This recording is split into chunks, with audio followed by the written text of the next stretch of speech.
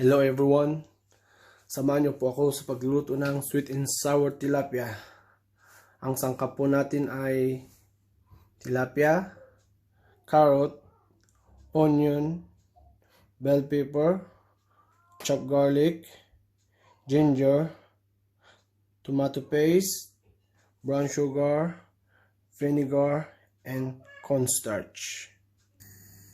Simulan na natin po magluto. Ang unang gagawin po natin ay magpapainit tayo ng mantika.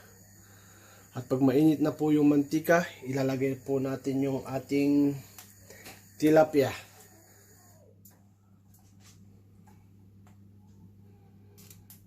Dahan-dahan lang po para hindi tumangsik.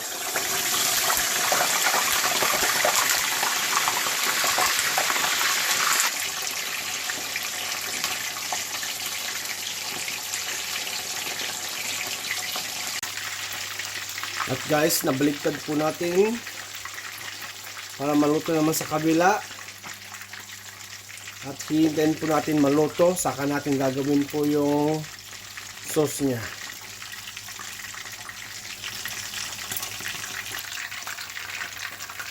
Looking good na po ang ating tilapia.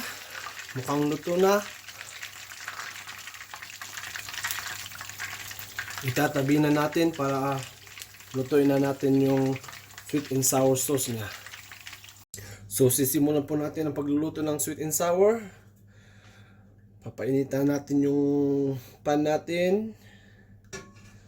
Lalagyan ng konting mantika. Pag uminit na, ilalagay po natin yung ating garlic.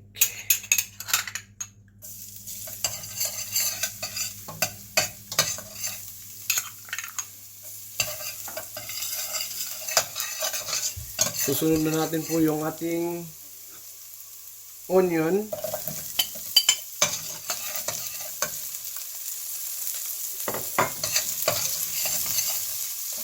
Haluin lang po.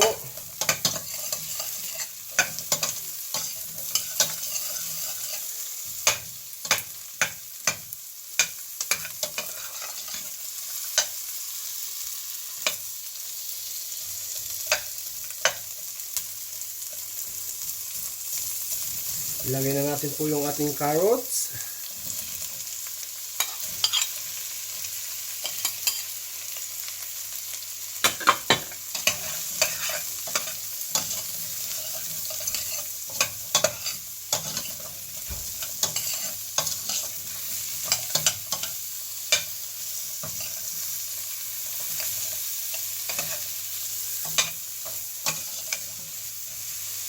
Yung ating bell pepper.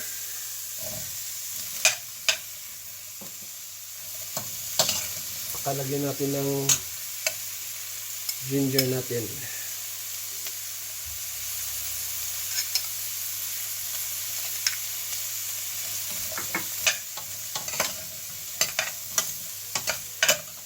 Ihalo lang po ng konti at lulutuin po natin.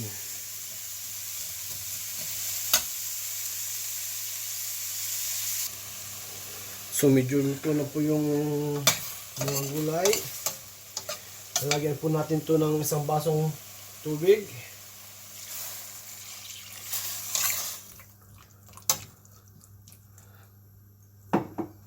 At saka hintayin po natin kumulo at saka lalagay na natin yung natitirang mga ingredients natin. So yun na nga po, kumukulo na siya. Ilalagay na natin yung ating ibang ingredients. Yung tomato paste,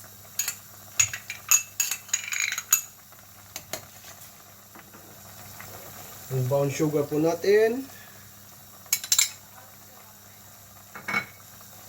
saka yung suka.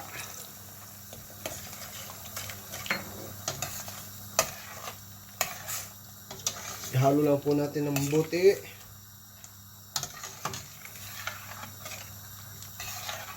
Hanggang sa maging okay na siya. Pakuluin natin ulit.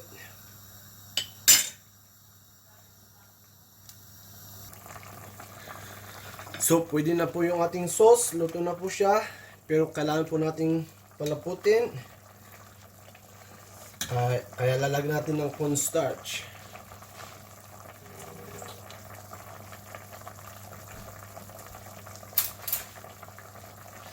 Sa pagtunaw po ng cornstarch, kailangan natin gamitan ng malamig na tubig kasi mas madali po itong matunaw kumpara sa mainit na tubig. Dadilute lang po natin.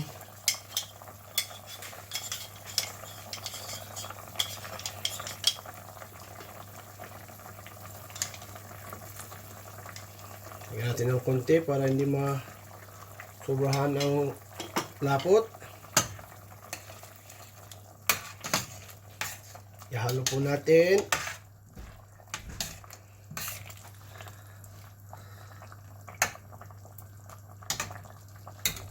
At yun na po, lumalapot na siya.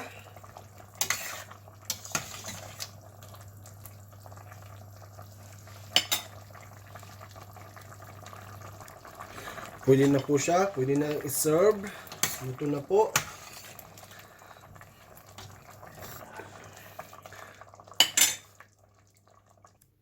So ito na nga po yung ating sweet and sour tilapia.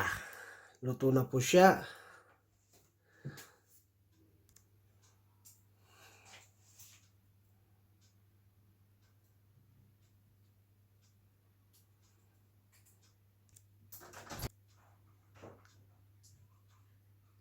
Kain na po tayo, guys.